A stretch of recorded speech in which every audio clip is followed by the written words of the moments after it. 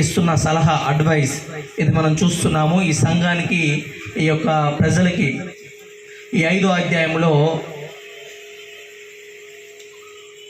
21వ వచనంలో ఈ విధంగా రాయబడింది. సమస్తమును పరీక్షించి హెచ్చరికలు, మృతుల గురించి వారందరూ మొదట లేపుతారని ఈ విధంగా ప్రస్తావించడం జరిగింది. ప్రైజ్ ద హల్లెలూయా. ఈ అధ్యాయం అయితే ఇక్కడ మనము సబ్జెక్ట్లోకి వచ్చినట్లయితే సమస్తమును మనం పరీక్షించాలంట. మేలుదేముందో దానిని చేపట్టుడి అని ఉంది. దేవుని బిడ్డలారా, సమస్తము అంటే మనము మన యొక్క వ్యక్తిగత విషయాలను మనం పరీక్షించుకుంటాం. చాలామంది చెప్తూ ఉంటారు కదా, చేసే పనిని వెళ్ళే మార్గంలో మనం ఎలా ఉండాలంటే ఒకసారి పరీక్షించుకోవాలంట, అంటే టెస్ట్ చేయాలంట. అయితే దేవుని బిడ్డలారా, బైబిల్లో దేవుడు అనేక మంది భక్తులను కూడా పరీక్షించాడు, టెస్ట్ చేశాడు. వారి యొక్క విశ్వాసాన్ని, వారి యొక్క భక్తి విధానాన్ని కూడా దేవుడు ఏం చేశాడంటే పరీక్షించాడు. ఇక్కడ ఈ దెస్సలోనికీయులకు రాసిన ఈ యొక్క సంఘానికి పౌలు ఏమని చెప్తున్నాడంటే కొన్ని హెచ్చరికలు, కొన్ని మంచి మాటలు ఇవి చూసినట్లయితే ఈ యొక్క చర్చ్ హిస్టరీలో మనం చూసినట్లయితే మీరు సమస్తమును మేలైన దానిని చేపట్టుడు అని ఉంది. కొన్ని నిర్ణయాలు, కొన్ని పనులు మనము తప్పుగా తీసుకుంటూ ఉంటాము. అయితే దేవుని బిడ్డలారా, మనము ఈ లోకంలో అన్ని విధాలుగా మన పని విషయంలో కానీ, కుటుంబ విషయాల్లో కానీ, మన అన్ని విషయాల్లో మనము మన పనులను పరీక్షించుకొని మనం చూస్తామా లేదా? చూస్తాం కదా. అలానే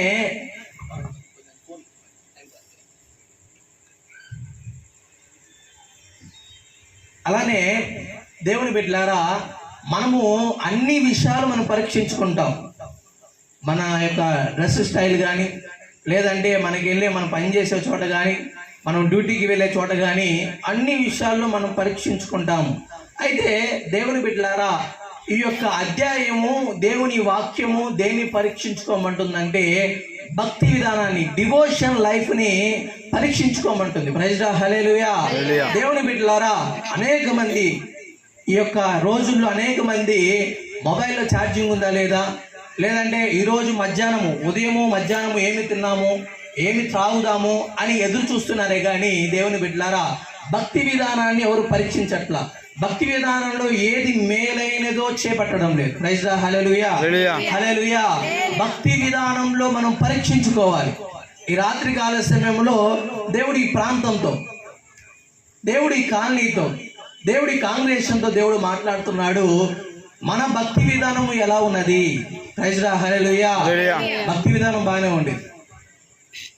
మనము ఏ పనులు చేయాలో అవి చేయకుండా మనం ఏం చేస్తామంటే ఫస్ట్ ప్రయారిటీ మనం ఏం చేస్తామంటే మన పనులకి మనం ప్రయారిటీ ఇస్తాం, కానీ స్పిరిచువాలిటీకి మనం ఆత్మీయ దానికి మనము ఆ సమయాన్ని మనం కేటాయించాం. ప్రైజ్ ద హల్లెలూయా. ఓ మాట చెప్తున్నాం ఏంటండి, బయట పరిస్థితులు మనం మార్చాలంటే, బయట సందర్భాలను మనం మార్చాలంటే, బయట వస్తున్న సమస్యను, బయట ఉన్న ప్రతి ఒక్క విధమైన ఈ యొక్క అంధకారంలో, లోకంలో ఉన్న ప్రతి ఒక్క సాధారణ శక్తులన్నింటినీ మనం అదుపు చేయాలంటే ఫస్ట్ ఆఫ్ ఆల్ మనం ఏం చేయాలంటే మనలో ఇన్సైడ్, అంటే లోపల మనం దాన్ని ఏం చేయాలంటే మార్చాలి. నువ్వు బయట మార్చడానికి ప్రయత్నిస్తున్నావు, కానీ లోపల నువ్వు దాన్ని ఏం చేయాలంటే మార్చితే నువ్వు బయట మార్చగలుగుతావు. బయట ఉన్న పరిస్థితులను మనం మార్చగలుగుతాం. మన యొక్క సంఘాలను మనం మార్చగలుగుతాం. మనం పని చేసే చోట మనము మార్చగలుగుతాము. ప్రియ సహోదరి సహోదరులారా, ఈ రాత్రికాల సమయంలో మనం ఏం పరీక్షించుకోవాలి? అదే భక్తి విధానం అంటే ఏం పరీక్షించుకోవాలి? మందిరానికి వస్తున్నాము, 2వ గురువారము, 3వ గురువారము, 4వ గురువారము, మొదటి గురువారం అన్ని ప్రార్థనలు కలుసుకుంటున్నాము, పరిచయం చేస్తున్నాము, అంతా ముందుగా వెళ్తుంది, బాగానే ఉంది. ఇవి పరీక్షించుకోవాలి. ఈ రాత్రి కాల సమయంలో మన జీవితంలో మనం ఏం పరీక్షించుకోవాలో రండి మనం చూద్దాం. ఒకే ఒక అంశంలో, టైము 8:20 అయింది. నేను 8:40 కల్లా నేను ముగించడానికి నేను ప్రయత్నిస్తాను. అందరికి అర్థమైన రీతిలోనే నేను మీ అందరికీ ఈ ప్రాంతానికి వాక్యాన్ని అందించడానికి ప్రయత్నిస్తాను. దేవుని బిడ్డలారా, మొదటి దశలోనికి రాసిన పత్రిక 5వ అధ్యాయము 21వ వచనంలో సమస్తమును మేలైన దాన్ని ఏదో మీరు పరీక్షించి చేపట్టుడని ఉంది. ప్రైజ్ ద హల్లెలూయా. దేవుని బిడ్డలారా, ఈ రాత్రి కాల సమయంలో మనం ఏం పరీక్షించుకుందామో మనం చూద్దాం రండి. రోమిలి రాసిన పత్రిక 12వ అధ్యాయము 2వ వచనం మనం చదువుకున్నట్లయితే, రోమిలి రాసిన పత్రిక book of Romans chapter 12 versus 2. మీరు ఈ లోక మర్యాదను అనుసరింపక ఉత్తమమును అనుకూలమును దేవుని చిత్తమేదో పరీక్షించి తెలుసుకున్నట్లు. ప్రైజ్ ద హల్లెలూయా. చప్పట్లు కొడదామా? దేవుని బిడ్డలారా, మీరు ఈ లోకములో అనుసరింపక అంటే దేవుని చిత్తమేదో మనం పరీక్షించి తెలుసుకోవాలి. ప్రైజ్ ద హల్లెలూయా. ఈ రోజుల్లో మన యొక్క గోల్ ఏంటి, మన డ్రీమ్ ఏంటి, మనం ఏం చేయాలి, మనం ఎలా డబ్బు సంపాదించాలి, మనం ఎలా ఉన్నతంగా ఉండాలి, మనం ఎలా రాణించాలి, మనం పని చేసే చోట మనం వెళ్ళే మార్గంలో మనం ఎలా ఉండాలోనే మనం ఫోకస్ చేస్తున్నాం. కానీ అసలు what is the God's will, నీ పట్ల దేవుని చిత్తం ఏమున్నది? దేవుని చిత్తాన్ని నువ్వు నెరవేర్చడానికి ప్రయత్నిస్తున్నావా? ఓకే, మంచిది. ఉన్నత స్థానాలకు వెళ్ళాలనుకుంటున్నావా? కుటుంబాలు దీవించబడాలని అనుకుంటున్నావా? ఓకే, మంచిది. కానీ దేవుని చిత్తం మీద మనం పరీక్షించుకోవాలి. ప్రైజ్ ద హల్లెలూయా. దేవుని బిడ్డలారా, దేవుని చిత్తము లేకుండా మనం ఏ పని చేసినా, దేవునికి ఉపయోగం లేకుండా మనం ఏ పని చేసినా, సమాజానికి ఉపయోగపడకుండా, దేవుడు నేను పుట్టించింది దేవుడు ఆయన పని చేయడానికి, నిన్ను బట్టి నీ జీవితము, నీ కుటుంబము, ఆ తర్వాత నిన్ను బట్టి సమాజానికి నువ్వు చేసే పని కానీ, నువ్వు ఉన్న భక్తి విధానంలో కానీ 10 మందికి ఉపయోగపడేటట్టుగా దేవుడు సృష్టించాడు. ప్రైజ్ ద హల్లెలూయా. హల్లెలూయా. ఈ యొక్క ఆలోచన తెలియక అనేక మంది యవనస్తులు, అనేక మంది పెద్దవారు త్రాగుడికి, చూదానికి, వ్యభిచారానికి వారికి బానిస అవుతూ తన యొక్క హృదయాన్ని, జీవితాన్ని నాశనం చేసుకుంటున్నారు. ఈ రాత్రి కాల సమయమున దేవుని చిత్తం మీద మనం తెలుసుకుంటున్నామా? మనకున్న జ్ఞానాన్ని బట్టి, తెలివిని బట్టి మనం ఏం చేస్తున్నామంటే, మనకేం కావాలో మనం తెచ్చుకుంటున్నాం, మనకేం కావాలో మనం సాధిస్తున్నాము, మనము ఎక్కడికి రీచ్ అవ్వగలుగుతున్నాము. కానీ దేవుని యొక్క హస్తం ఉందా? ప్రైజ్ ద హల్లెలూయా. దేవుని యొక్క చిత్తం ఉన్నదా? చరిత్రలో అనేక మంది ఒక వెలుగు వెలిగారు, అలానే వారు నశించుకోవడం జరిగింది. కానీ దేవుని నమ్ముకొని, దేవుని మార్గంలో వెళ్ళి న్యాయబద్ధంగా దేవుని చిత్తాన్ని పొందుకునే వ్యక్తులు చరిత్రలో వారు నిలవబడ్డారు. ప్రైజ్ ద హల్లెలూయా. చప్పట్లు కొడదామా? ప్రభువైన యేసుక్రీస్తు వారి చరిత్రలో ఆయన నిలిచిపోయారు. బిఫోర్ క్రైస్ట్, ఆఫ్టర్ క్రైస్ట్, ఇలాగా చెప్పుకుంటూ పోతే ఆయన సిద్ధాంతాలు, ధర్మశాస్త్రాలు అనేకమైన సంఘాల్లో, అనేకమైన ఇండస్ట్రీస్లో, అనేకమైన సమస్యల్లో, అనేకమైన సమాజంలోనే వెళ్తూ ఉన్నది. ప్రైజ్ ద హల్లెలూయా. ప్రియ సహోదరి సహోదరుల, మనకున్న అప్పులను బట్టి, మనకున్న అనారోగ్యాల బట్టి మనము దేవుని చిత్తం ఏదో మనం తెలుసుకోలేకపోతున్నాము. మన యొక్క బలహీనతనే మనం ఫోకస్ చేస్తున్నాం. కానీ అసలు దేవుడికి మన పట్ల ఏం చిత్తం ఉంది? ఇక్కడ చూడండి, ఈ రోమిలి రాసిన పత్రిక 12వ అధ్యాయం 2వ వచనంలో చూడండి, మీరు ఈ లోక మర్యాదలు అనుసరింపక ఉత్తమను అనుకూలమును. ఈ లోక మర్యాదలు అంటే ఏంటండి? ఈ లోక మర్యాదలు అంటే ఆ కింద 13వ అధ్యాయం మనం చదువుకున్నట్లయితే, ప్రతి వాడు పై అధికారికి లోబడవలను, ఆ తర్వాత ప్రభుత్వము అంటే 3వ అధ్యాయంలో ప్రభుత్వము చేయవారు చెడ్డ కార్యములు కానీ మంచి కార్యములు కానీ భయంకరము కారు. ఈ అధ్యాయం మొత్తం 13వ అధ్యాయం మొత్తం చదువుకున్నట్లయితే, మీ పైన అధికారికి ఉన్న గవర్నమెంట్కి లోబడి అని ఉంది. అంటే ఈ లోక మర్యాదలు అంటే దాన్ని అనుసరించాలా? చెప్పండి, అనుకున్నారు చెప్పండి. ఈ లోక మర్యాదలు అంటే, ఈ లోకంలో దేవుడు నువ్వు మారు మనసు పొందిన తర్వాత, ఈ లోక మర్యాదలు అంటే లోకానుసారమైన కోరికలు, లోకానుసారమైన అలవాట్లు, లోకానుసారమైన క్రియలను నువ్వు విడిచిపెట్టి ఉత్తమను అనుకూలమైనది ఏదో మనం తెలుసుకోవాలి. సంపూర్ణమైన దేవుని చిత్తం ఏదో మనం తెలుసుకోవాలి. ప్రైజ్ ద హల్లెలూయా. ఈ రోజుల్లో అనేక మంది క్రైస్తవులు మందిరానికి వస్తున్నారు. వారు ప్రార్థనలు అటెండ్ అవుతున్నారు, వారు ప్రతి సండే వారి మందిరానికి వెళ్తున్నారు. వారి యొక్క భక్తి జీవితాన్ని వారు కాపాడుకోవడం లేదు. వారు లోక మర్యాదలు అంటే అన్య దేవతలను, అన్య ఆచారాలను, లోకస్తులతో సహవాసం అనేది, లోకంలో జరుగుతున్న వాటికి వారు భయపడుతున్నారు కానీ దేవుని వాక్యానికి, దేవుని యొక్క మార్గానికి భయపడడం లేదు. అంటే స్పిరిచువాలిటీ లేదు, ఆత్మీయత లేదు, ఒక రక్షణ అనుభవం లేదు.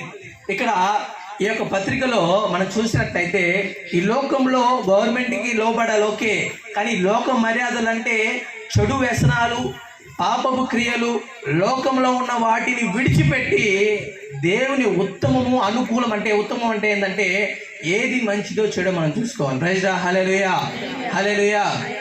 ఏది మంచిదో చెడుదంటే గవర్నమెంట్కి లోబడాలి, మంచిదే. అయితే రాత్రికాల సమయంలో ఎవరైనా డోర్ తడితే మనం ఏం చేస్తాము? అర్థమవుతుందా? ఏం చేస్తాము? ఎవరైనా చూసి మనం చేస్తాం. డే టైం కూడా మనం అలా చేస్తే ఏమంటారు? మెచ్యూర్ మైండ్ లేదా అంటారు. అర్థమవుతుంది మీకు? అంటే ఈ లోక మర్యాదలు అంటే మనము ఈ లోకంలో మనము జీవిస్తున్నాము, వెళ్తున్నాము. మనకి మంచిదేదో, చెడుదేదో, ఉత్తమమేదో, అనుకూలమేదో మనకు తెలియదా? మనం ఏం చేయాలో చేయకూడదో మనకు తెలియదా? ఆ యొక్క మెచ్యూరిటీ మైండ్ మనకి లేదా? ప్రైజ్ హల్లెలూయా. ప్రియ సహోదరి సహోదరులారా, ఇక్కడ దేవుని చిత్తం ఏదో మనం తెలుసుకోవాలి. ఈ రోజుల్లో దేవుని చిత్తం తెలుసుకోవడం లేదు. దేవుని చిత్తం అనేది అసలు లేదు. ప్రార్థించి దర్శనం చూసి ముందుకు వెళ్దామని లేదు. ఈరోజు ఏంటంటే వాళ్ళు సంఘం కట్టారు, లేదంటే అతను ఇది చదువుతున్నాడు, అతను ఈ బిజినెస్ చేస్తున్నాడు, మనం ఈ బిజినెస్ చేయాలి, లేదు అతను ఈ మార్గంలో వెళ్ళాడు, మనం ఈ మార్గంలో వెళ్ళాడని చెప్పి అనేక మంది చెప్తూ ఉన్నారు. ప్రైజ్ హల్లెలూయా. దేవుని బిడ్డలారా, మనము దేవుని చిత్తం ఏదో మనం తెలుసుకోవాలి. దేవుని చిత్తంలో మనం వెళ్ళాలి. ఇప్పుడు అనేక మంది తనకున్న ధనాన్ని బట్టి, డబ్బును బట్టి, తనకున్న పలుకుబడిని బట్టి వారి ఇష్టానుసారంగా వారు ముందుకు వెళ్తున్నారు. మీకు విషయం చెప్పండి, ప్రభు అయిన యేసుక్రీస్తు వారి దైవ కుమారుడే ఆయన చెప్పిన మాట ఏంటంటే, I have not come to fulfil my will, I have come to fulfil God's will. నేను ఈ లోకంలోకి ధర్మశాస్త్రాన్ని కానీ లేదంటే నా యొక్క చిత్తాన్ని నేను జరిగించడానికి రాలేదు, కానీ దేవుని చిత్తాన్ని, ప్రవక్తలు ప్రవచించింది నేను నెరవేర్చడానికి వచ్చానని చెప్పాడు. ప్రైజ్ హల్లెలూయా. గట్టిగా చప్పట్లు కొడదామా? దేవుడు నువ్వు మారు మనసు పొందిన తర్వాత, దేవుడు నువ్వు మందిరానికి వచ్చిన తర్వాత నీతో మాట్లాడిన మాటలు, దేవునికి నీ పట్ల దేవునికి ఏ చిత్తం ఉందో నువ్వు గ్రహించావా? నువ్వు ఆ మార్గంలో వెళ్తున్నావా? దేవుడిచ్చిన అవకాశాలను నువ్వు వాడుకుంటున్నావా? మనుషుల్ని, ప్రజల్ని, దేవుడు, పరిస్థితుల్ని, దేవుడు ఎవరిని ఎట్టి తీసుకెళ్తారో మనం అంచనా వేయలేం. ఇప్పుడు అంతరిక్షంలోకి రాకెట్ను పంపించగలవచ్చు. మొన్న T20లో రోహిత్ శర్మ కెప్టెన్సీ ఉండి కప్పును గెలవచ్చు, కానీ మనిషి పుట్టుకను, జననాన్ని ఏ శాస్త్రవేత్త కనుగొనలేకపోతున్నాడు. ప్రైజ్ హల్లెలూయా. దేవుని చిత్తం. ఈ ఎలన్ మాస్క్ అనే వ్యక్తి చూడండి, ఈ అనేక మంది లోకస్తుల్ని చూసి, లోకంలో ఉన్న ధనాన్ని చూసి వాళ్ళు అట్రాక్ట్ అవుతారు. సరిగ్గా చూడండి, ఒక జ్ఞాని ఎప్పుడైనా సరే వ్యతిరేకించడు. ఒక జ్ఞాని ఎప్పుడైనా సరే దైవం ఉందని నమ్ముతాడు. ఈ ఎలన్ మాస్క్ అనే వ్యక్తి చాలా కింద నుంచి పైకి వచ్చిన వ్యక్తి. ఇప్పుడు ఇతను ఈ ప్రపంచాన్ని స్పేస్‌షిప్లోకి తక్కువ బడ్జెట్తో అనేకమైన రాకెట్లు పంపించగలుగుతున్నాడు. ఆ తర్వాత ఎలక్ట్రానిక్ కారుని తయారు చేస్తున్నాడు. ఆ తర్వాత వెంటిలేటర్ సిటీని అతను తయారు చేస్తున్నాడు. ఇలా చెప్పుకుంటూ పోతే అనేకమైనవి అతను చేయగలుగుతున్నాడు. ఆ తర్వాత అతను చెప్పిన ఒక ఇంటర్వ్యూలో చెప్పిన విషయం ఏంటంటే, మీరు దేవుడిని నమ్ముతాడంటే అతను చెప్పిన విషయం ఏంటంటే, నేను దేవుని నమ్ముతాను లేదని చెప్పలేదు, కానీ అతను ఏం చెప్పాడంటే, నేను దేవుని వాక్యాన్ని, జీసస్ టీచింగ్ని, అతని యొక్క గైడెన్స్ని నేను నమ్ముతాను అన్నాడు. ప్రైజ్ హల్లెలూయా. చూడండి, ఒక జ్ఞాని ఎప్పుడు వ్యతిరేకించడండి. ఒక జ్ఞాని కానీ, సైంటిస్ట్ కానీ ఎవరు దేవుడు లేడు అని వారు ఏం చేస్తారంటే మూర్ఖులు చెప్తారు దేవుడు లేడని. అయితే దేవుని బిడ్డలారా, మనకున్న ధనాన్ని బట్టి, డబ్బును బట్టి మనం దేవుని చిత్తాన్ని మనం తెలుసుకోలేము. ఈ ఎలన్ మాస్క్ అనే వ్యక్తి అనేక వాటిని సృష్టించగలుగుతున్నాడు, దేశాన్ని మారుస్తున్నాడు. అలాంటి జ్ఞానే ఏం చేస్తున్నాడంటే ఈ యూనివర్స్ని ఎవరో నడిపిస్తున్నారు. అలానే ఈ జీసస్ టీచింగ్ అంటే నాకు ఇష్టము అని చెప్తున్నాడు. ప్రైజ్ ద హల్లెలూయా. అనేక మంది పెద్దవారే దేవుని చిత్తాన్ని తెలుసుకొని దేవుని బోధన వెళ్తుంటే మనం దేవుణ్ణి బట్టి మనం సంతోషిస్తున్నామా? ప్రైజ్ ద హల్లెలూయా. అసలు ఎలా తెలుసుకోవాలి దేవుని చిత్తాన్ని? మనం ఎలా తెలుసుకోవాలి? రండి చూద్దాం. రండి, రోమీయులకు రాసిన పత్రిక 12వ అధ్యాయం 2వ వచనం మనం చదువుకున్నట్లయితే 12వ అధ్యాయం 12వ వచనం, నిరీక్షణ గలవారే సంతోషించుచు శ్రమయందు ఓర్పు గలవారే ప్రార్థనయందు పట్టుదల కలిగి ఉండి. ప్రైజ్ ద హల్లెలూయా. గట్టిగా చప్పట్లు కొడదామా? దేవుని బిడ్డలారా, దేవుని చిత్తాన్ని మనం ఎలా తెలుసుకోగలుగుతామంటే నిరీక్షణ గలవారే సంతోషించుచు. ఎలాగా? నిరీక్షణ గలవారే సంతోషించాలంట. ఒక హోప్, ఒక ఆశ అనేది మనకు ఉండాలంట. మన జీవితంలో ఒక ఆశ, ఒక నిరీక్షణ అనేది మనకు ఉండాలంట. దాన్ని బట్టి మనం సంతోషించాలి. ఇప్పుడు ఉన్న ప్రజెంట్ సిచ్యువేషన్లో మనకున్న డబ్బును బట్టి మనం సంతోషిస్తాం, మనకున్న సంపదను బట్టి మనము సంతోషిస్తాం, మనకున్న బ్యాక్గ్రౌండ్ని బట్టి మనం సంతోషిస్తాం, మనకున్న పరిస్థితులను బట్టి, మనకున్న ప్రాంతాన్ని బట్టి, మనకున్న అనుకూలను బట్టి మనం సంతోషిస్తాము. ప్రియ సహోదరి సహోదరులారా, ఈ రాత్రి కాల సమయంలో నీ ఉద్యోగాన్ని బట్టి కాకుండా, నీకున్న ధనాన్ని బట్టి కాకుండా, నీకున్న పరిస్థితులను బట్టి కాకుండా నీవు నిరీక్షణ కలిగి దేవుని యందు సంతోషిస్తున్నావా? నిరీక్షణ కలిగి దేవుని యందు ఉంటున్నావా? దేవుని చిత్తాన్ని తెలుసుకోవాలంటే దేవుని యందు నిరీక్షణలో ఉండాలి. ఈ రోజుల్లో నీ యొక్క జీవితము గందరగోళంగా ఉందంటే, నీ యొక్క పరిస్థితి ఆందోళనకరంగా ఉందేమో, నిన్ను అందరూ విడిచిపెట్టి వెళ్ళిపోయి ఉన్నారేమో. ఎందుకంటే నీవు నిరీక్షణ కలిగి లేవు. నిరీక్షణ కలిగి నువ్వు సంతోషించడం లేదు. ప్రైజ్ ద హల్లెలూయా. సామెతలు మనం చూసినట్లయితే సామెతలు 2వ అధ్యాయం 14వ వచనం మనం చదువుకున్నట్లయితే, సామెతలు కీడు చేయ సంతోషించుదురు, అతి మూర్ఖుల ప్రవర్తన యందు ఉల్లసించుదురు. దేవుని బిడ్డలారా, అనేక మంది కీడుని చేసి సంతోషిస్తారంట. ప్రియ సహోదరి సహోదరులారా, ఈ లోకంలో అనేక మంది త్రాగి సంతోషిస్తారు, కొంతమంది తిని సంతోషిస్తారు, కొంతమంది లోక ఆశలు, లోక కోరికలు తీర్చుకొని సంతోషిస్తారు. కానీ దేవుని బట్టి మీరు సంతోషించారా? ఇప్పుడు దేవుడు జ్ఞానాన్ని ఇచ్చాడు, దేవుడు మంచి అనుభవాలు ఇచ్చాడు. ఈ ఇచ్చిన జ్ఞానాన్ని, తెలివిని మనం మంచిగా ఉపయోగిస్తున్నామా? ఇక్కడ భక్తిహీనులంట ఏం చేస్తారంటే వారు కీడు చేసి సంతోషిస్తారంట, సంఘాన్ని చెరిపి వారు సంతోషిస్తారంట, కుటుంబాలు చెరిపి సంతోషిస్తారంట. ఆ తర్వాత పనిచేసే చోట అక్కడ పనిచేసే చోట కీడుని చేసి వారు సంతోషిస్తారంట. ఎప్పటికైనా అబద్ధాలు, కీడు, వ్యతిరేకత అది పునాది పడినప్పుడు ఎప్పటికైనా అదేమవుతుందంటే వ్యతిరేకంగా మారి, రివర్స్ మారి. ప్రైజ్ ద హల్లెలూయా. ఈ లోకంలో అనేక మంది త్రాగుడుని బట్టి, వ్యభిచారాన్ని బట్టి, ఈ లోక కోరికలను బట్టి, రక్షణ లేక ఈ లోకంలో దొరుకుతున్న భోగాల గురించి వారు సంతోషిస్తున్నారు. కానీ సజీవుడైన ప్రభువైన యేసుక్రీస్తు వారిని బట్టి ఎవరూ సంతోషించడం లేదు, ఆయన బట్టి నిరీక్షించడం లేదు. ఈరోజు నీ జీవితము గందరగోళంగా ఉండడానికి కారణము, ఈరోజు దేవుని చిత్తము నీ జీవితంలో లేకపోవడానికి కారణము, ఈరోజు దేవుని చిత్తానుసారంగా నీ జీవితము ఉండకపోవడానికి కారణం ఏంటంటే నిరీక్షణ గల వారి సంతోషించడం.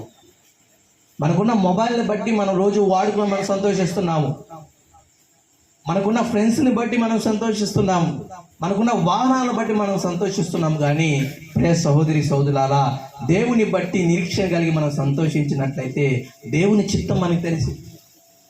అబ్రహాముకు దేవుని చిత్తం తెలీదు, కానీ దేవుడు పరీక్షించాడు అబ్రహామును. పరీక్షించి అబ్రహాము బాధలో, ఇబ్బందుల్లో, సమస్యల్లో ఎవరిని చూచాడంటే నిరీక్షించి సంతోషించాడు. అతను సమస్యల్లో, బాధలు.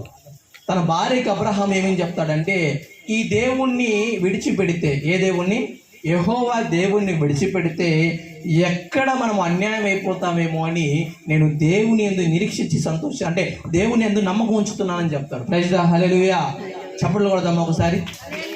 దేవుడు యోబుని పరీక్షించాడు భక్తి జీవితంలో. ఈరోజు నీకు వస్తున్న సమస్య, ఒక పెద్ద అప్పు, అనారోగ్యము వస్తున్న దేనికి బానిసై ఉన్నావో వాటన్నిటిలో దేవుడు పరీక్షిస్తున్నాడు. వాటన్నిటిలో దేవుడు నిన్ను ఆశీర్వించడానికి చూస్తున్నాడు. ఆ పరీక్షల్లో నువ్వు నెగ్గితే దేవుని చిత్తాన్ని నువ్వు చూడగలుగుతావు. దావీదు ముందు గొలియాతు లేకపోతే దావీదుకి అక్కడ విజయం లేదు, దావీదుకి అక్కడ గుర్తింపు లేదు. నీ జీవితంలో శత్రువులు లేకపోతే, నీ జీవితంలో ఇబ్బందులుగా లేకపోతే, నీ జీవితంలో ఒక నిరీక్షణ నీకు లేకపోతే అక్కడ ఆశీర్వాదం అనేది నీకు గుర్తింపు అనేది ఉండదు. ప్రైజ్ లా, హల్లెలూయా. నిరీక్షణ కలిగి సంతోషించాలి. ఆ తర్వాత ఇక్కడ దేవుని బిడ్డలారా, మనము ఈ లోకాన్ని బట్టి కాదు కానీ మనము దేవుని నిరీక్షణ గలవారే సంతోషించాలి. ఆ తర్వాత చదవండి 12:12 శ్రమ యందు ఓర్పు గలవారే ప్రార్థన యందు పట్టుదల కలిగి ఉండిడి. ప్రైజ్ లా, హల్లెలూయా. ఏందంట? శ్రమ యందు ఓర్పు కలిగి ప్రార్థన యందు పట్టుదల కలిగి ఉండాలంట. శ్రమల్లో ఎవరైనా దేవుణ్ణి చూస్తారా? శ్రమల్లో ఎవరైనా ఓర్పుని ఉంచగలుగుతారా? ఉంచలేము. ఎందుకంటే మనకున్న పరిస్థితులను బట్టి, మనకున్న ప్రెజర్ని బట్టి మన మైండ్, మన మనసు, మన మాట వినదు, తొందరపడుతూ ఉంటాము. అలాంటి సమయంలో ఒక నిరీక్షణ ఉంచి ఓర్పు కలిగి నీవు ప్రార్థన చేసినట్లయితే దేవుని చిత్తాన్ని నువ్వు గ్రహించగలుగుతావు. దేవుడు నీ పట్ల ఉన్న ప్రణాళిక, దేవుడి నీ పట్ల ఉన్న ప్రతి విధమైన ఉద్దేశాన్ని దేవుడు ఏం చేస్తాడంటే ఫుల్ఫిల్ చేస్తాడు. ప్రైజ్ లా, హల్లెలూయా, హల్లెలూయా. దేవుడు ఏ మనిషిని ఎక్కడికి తీసుకెళ్తారో మనం చెప్పలేం. దేవుడు ఒక వ్యక్తిని దీవించడం మొదలు పెడితే ఎవ్వరి తరం కాదు. దేవుడు ఒక వ్యక్తిని పైకి లేపాలన్నా, ఒక వ్యక్తిని ఎక్కడికైనా పంపించాలన్నా, దేవుడు ఒక వ్యక్తికి ఉన్నతంగా ఉంచాలన్నా, దేవుడు ఒక వ్యక్తికి రావాలన్నా కానీ అదేమవుతుందంటే ఎవరు ఆపలేరు. ప్రైజ్ లా, హల్లెలూయా. తానా అదేమవుతుందంటే వెంటనే వాళ్ళు ఏం చేస్తారంటే దేవుడు ఉన్నతంగా ఉంచుతారు. ఈరోజు నిరీక్షణ కలిగి, శ్రమ యందు ఓర్పు కలిగి, ప్రార్థన యందు పట్టుదల కలిగి ఉన్నట్లయితే దేవుడు నీకు తోడుగా ఉంటాడు. ప్రైజ్ లా, హల్లెలూయా, హల్లెలూయా. దేవుని బిడ్డలారా, మనము కీడు చేసి, ఇతరులకి కీడు చేసి మనము ముందుకు వెళ్ళడం కాదు కానీ మనము మూర్ఖుల్లాగా మనం ఉండకుండా ఒక జ్ఞానిలాగా దేవుని యొక్క చిత్తాన్ని మనం తెలుసుకుని ముందుకు వెళ్ళినట్లయితే దేవుడు నిన్ను ఉన్నతంగా ఉంచుతాడు. ప్రైజ్ లా, హల్లెలూయా, హల్లెలూయా. ఈ 3 ఉద్దేశాలు కలిగిన ఒక వ్యక్తిని మీకు చూపిస్తాను. నేను ముగిస్తాను ఒక 5 నిమిషాల్లో. ఈ 3 విషయాలు: నిరీక్షణ కలిగి సంతోషించాడు, ఓర్పు యందు పట్టుదల కలిగి అతను ప్రార్థన చేశాడు. ఈ 3 విషయాలు ఒక వ్యక్తిలో నేను చూపించి దేవుడు ఆ వ్యక్తిని ఏ రీతిగా దీవించాడో మనము చూద్దాము. ప్రియ సహోదరి సహోదరులారా, బైబిల్లో దేవుడు ఒక వ్యక్తిని పరీక్షించాడు. దేవునికి అపవాదికి యుద్ధం జరిగింది. ఎవరైనా చెప్తారా? ఎవరు? యోబు ఉన్నతం కలిగిన వ్యక్తే, యోబు దీవించబడిన వ్యక్తే, యోబు ఆశింపబడిన వ్యక్తే. కానీ ప్రియ సహోదరి సహోదరులారా, అతను పరిస్థితి మారిపోయింది. ఇలా చెప్పాను కదా, దేవుడు ఒక మనిషిని ఎలా వాడుకుంటాడో, ఎలా ఎత్తుకు తీసుకెళ్తాడో మనకి తెలియదు. ఈ లోకంలో అనేక మంది లోకస్తులు కానీ, అనేక మంది దేవుణ్ణి నమ్ముకునే వారు కానీ, వారు ఉన్నతంగా, వారు అనేకమైన దీవెనకరంగా ఉండొచ్చు, కానీ అది శాశ్వత కాలంగా ఉండదు. ఇందాక చెప్పాను కదా, మనిషి ఎన్ని ప్రయత్నాలు చేసినా జనన మరణాలను దేవుని ఏం జరుగుతుందో అది గ్రహించలేడు.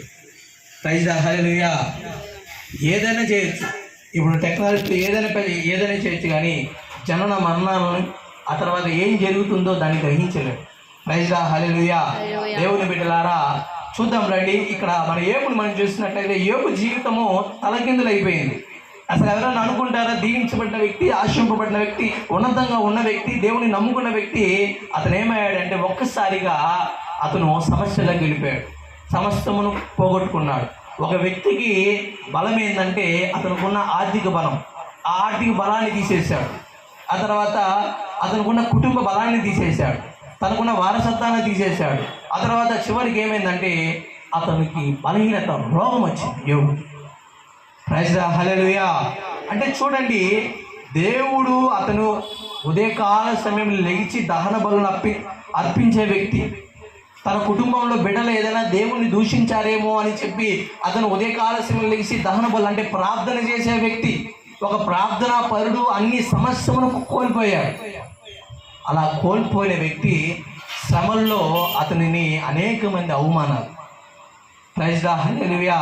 దేవుని బిడ్డలారా, దావీదు భక్తుడు చెప్తాడు లోకస్తుల గురించి, చెడ్డవారిని చూసి వ్యసన పడుకుడి, మత్సర పడుకుడి, ఆ తర్వాత వారు బట్టి మీరు వాళ్ళని బట్టి మీరు అసూయపడవద్దు, వారు దీవెనకరంగా ఉన్నారని మీరు బాధపడద్దు, దుఃఖపడద్దు అని దావీదు భక్తుడు చెప్తాడు. త్వరగా ఎండిపోవద్దు, వారు గడ్డి వలె త్వరగా ఎండిపోతారంట. కీర్తనలో ఉండేది 39వ కీర్తనలో. దేవుని బిడ్డలారా, ఎప్పటికైనా సరే దేవుని నమ్ముకున్న వారి దీవెన శాశ్వత కాలంగా ఉంటుంది. ఎప్పటికైనా అన్యాయముగా సంపాదించిన సొమ్ము కానీ లేదా అన్యాయముగా వేసిన పునాది కానీ అది ఎప్పటికైనా ఏదంటే పడిపోయి, వారు అన్యాయంగా ముందుకెళ్ళిన ఏ వర్క్ అయినా ఏ పని అయినప్పటికీ అదేమవుతుందంటే శాశ్వత కాలంగా ఉండదు. కాబట్టి మనము అన్యుల్ని చూసి మనము అసూయపడకూడదు, దేవదూషణ చేయకూడదు. అయితే దేవుడి బిడ్డలారా, ఇక్కడ యోబు దేవుడిని నమ్ముకున్న వ్యక్తే, కానీ అతని స్నేహితులు ఏం చేశారంటే దూషించారు. నేను ముగిస్తాను చూడండి, దూషించాడు. ఈ 19వ అధ్యాయము యోబు 19:1-4 మనం చదువుకున్నట్లయితే అక్కడ అతనికి జరిగిన అవమానాలు చూడండి. చెడ్డవారు చూడండి, నీతిమంతులకి అవమానాలు వస్తాయి, నిందలు వస్తాయి, కానీ వారి యొక్క ఆశీర్వాదం ఎలా ఉండేదంటే శాశ్వత కాలంగా ఉంది. చెడ్డవారు లోకస్తుల్లో ఉన్నారు, దేవుని నమ్ముకున్న వారి యొక్క ఆశీర్వాదం అట్లా ఉంటుంది, కానీ అది శాశ్వత కాలంగా ఉండదు.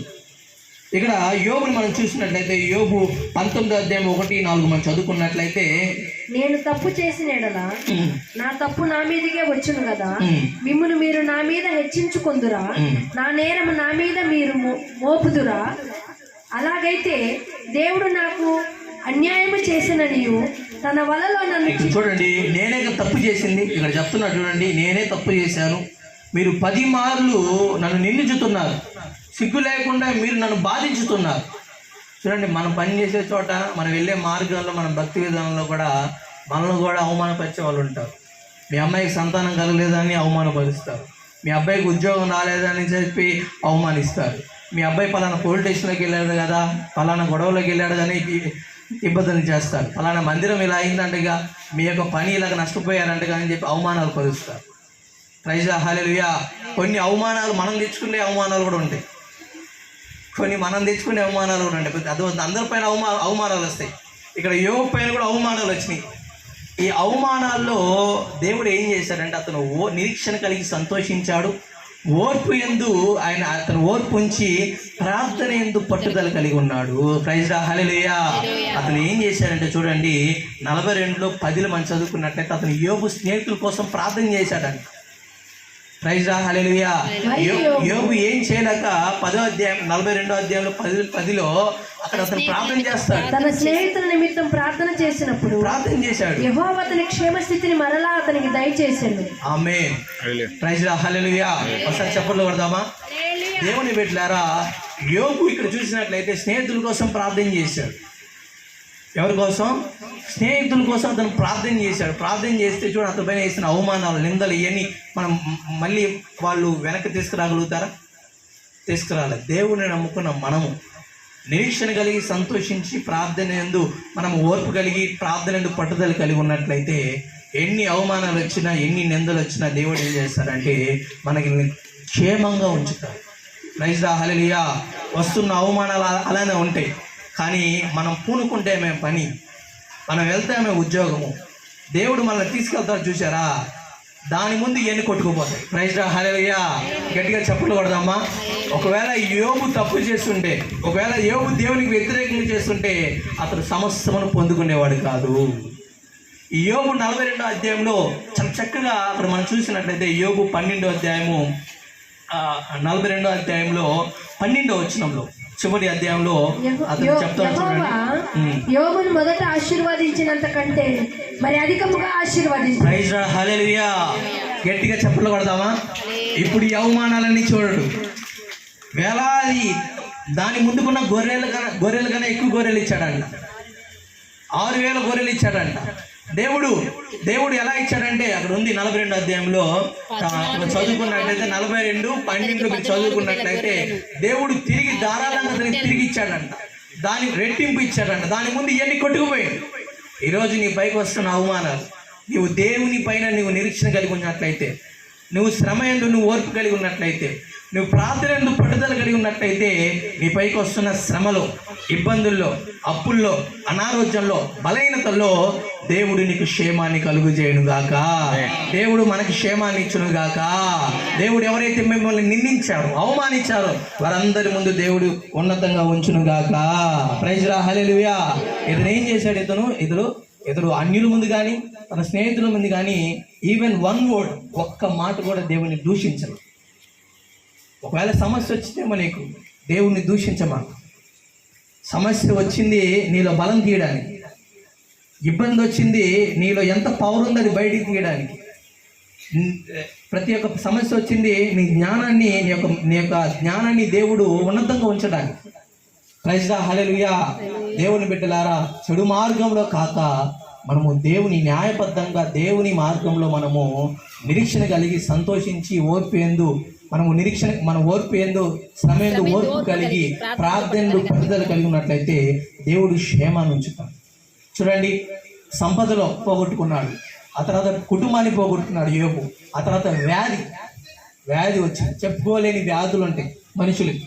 ఆ వ్యాధిలో కూడా దేవుడు ఏం చేశాడంటే అతనికి స్వస్థతనిచ్చాడు. ప్రైజ్ ద హల్లెలూయా. యోబు ఓర్చుకున్నాడు, తగ్గించుకున్నాడు.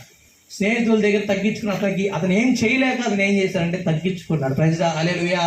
మనకు కూడా మన పరిస్థితుల్లో కూడా మనం ఏం చేయలేం. మనకున్న పరిస్థితుల్లో మనం ఏం చేయలేం. దేవుడు దీవిస్తే చూడండి, అతను పూనుకున్న పనిలో అతని పైన అవమానాలు వచ్చినాయి, నిందలు వచ్చినాయి, శ్రమలు వెళ్ళాడు. కానీ దేవుడు ఏం చేశాడంటే ఎన్నిటిని కొట్టివేసి ఉన్నతంగా ఆశీర్వదించాడు. ప్రైజ్ ద హల్లెలూయా. ఒకప్పుడు చెరసాలలోకి బానిసగా వెళ్ళిన వ్యక్తిని దేవుడు సింహాసనం ఎక్కించాడు, యోసేపుని. ఒకప్పుడు దానియేలు బానిసగా వెళ్ళిన వ్యక్తిని దేవుడు ఏం చేస్తాడంటే రాజుకి సలహా ఇచ్చే వ్యక్తిగా ఉంచాడు. ఈరోజు నువ్వు బానిసగా ఉన్నావే, నీపై నిందలు, అవమానాలు ఉన్నాయి.